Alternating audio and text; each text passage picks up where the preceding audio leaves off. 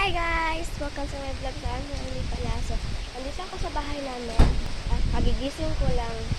So ngayon, ang oras ay 7:05. So ngayon, inutusan ako ng nanay ko nga umutang ka ako sa aming Lauratiling. Ngayon, nag-uulan be. Nagkapayong ako. Matambing dito. Yan. So, ang slide lang.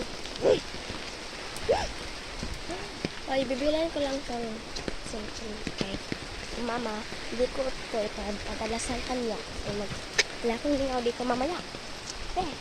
So ngayon na siya lalakad. Wait lang, may tao. Ayaw kong magyaw-yaw basta may tao.